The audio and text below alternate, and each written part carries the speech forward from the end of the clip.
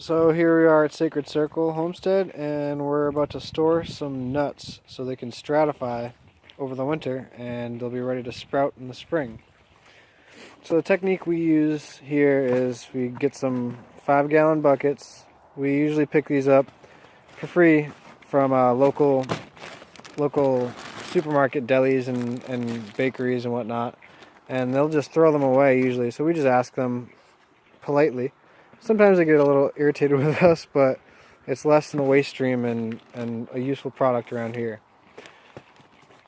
So what we've got here are some hybrid chestnuts, and we're also going to be storing some hybrid hazelnuts.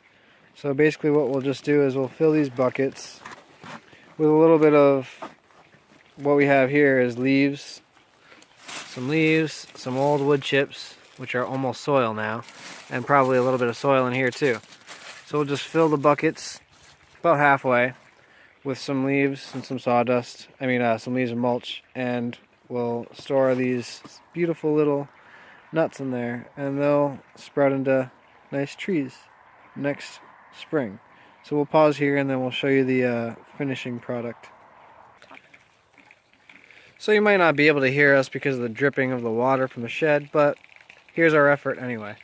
So these are the chestnuts that we are going to store, and I forgot to mention we drill holes in the bottom of the bucket and on the lid so there's adequate drainage, and also just holes about maybe ½ an inch in diameter, just so no mice or voles or whatever can get in, and like I said, to have some drainage. So we want this to stay moist but not wet, and we don't want it to dry out because then the seeds won't sprout in the spring.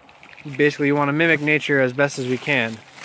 So we'll fill these up and we'll seal them, and then we'll store them somewhere nice and safe where no mice or voles or whatever can get into them. Chipmunks and squirrels, we have a lot of those around here too.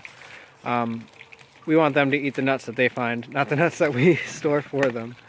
So we'll mulch them up and stuff for the winter, and then we'll do a follow-up video in the spring when we start planting them, and you'll see it then. Thanks for watching.